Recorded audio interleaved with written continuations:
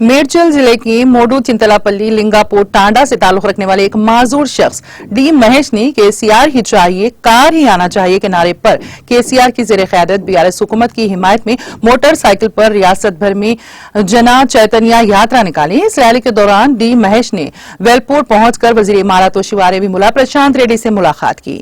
इस मौके पर रियासती वजीर सी प्रशांत रेड्डी ने केसीआर की हिमायत में अवाम में शऊर बेदार करने के सफर पर डी महेश को मुबारकबाद दी। उन्होंने कहा कि केसीआर की इंसानी हमदर्दी पर मुबनी वाहिद हुकूमत है जिसने माजूरों को 4016 रुपए की इमदादी पेंशन देकर उनकी जिंदगी में रोशनी लाई है, जिसकी मुल्क की दीगर रियासतों में नजीर नहीं मिलती। उन्होंने कहा कि केसीआर की जानिब से रियासत की तरक्की और अवाम की फलाह बहबूद के लिए अंजाम दिए गए कामों और उनके दौरे हुकूमत में होने वाली पेशरफ्त के बारे में पैम्फलेट्स की तकसीम के जरिए रियासत भर में केसीआर के लिए हिमायत करने के लिए डी महेश की कोशिशें काबिल सताइश हैं।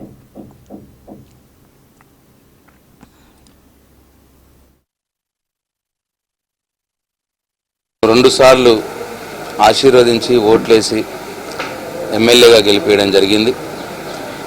గౌరవ ముఖ్యమంత్రి కేసీఆర్ గారి దయతో మొదటిసారి గెలిచినప్పుడు మిషన్ భగీరథ వైస్ చైర్మన్గా, రెండోసారి గెలిచినప్పుడు ఆర్ఎండ్బి మంత్రిగా వారు నన్ను చేసినారు।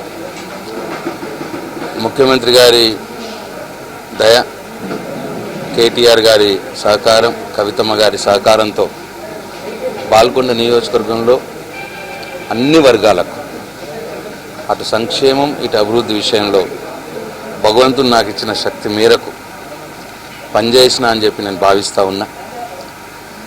ముఖ్యంగా ఇరిగేషన్ రంగంలో రైతుల కోసం ఏదైతే కప్పలవాగు పెద్దవాగు మీద 22 చెక్ డ్యామ్లు ఏదైతే చేపట్టడం జరిగిందో అది నా జీవితంలో ఒక మర్చిపోలేనటువంటి ఘట్టం।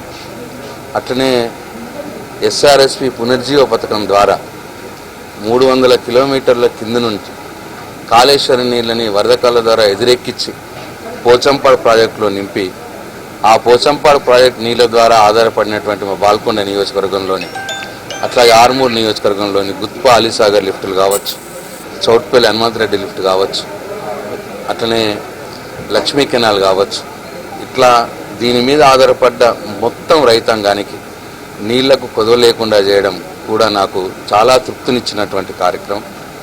అట్లనే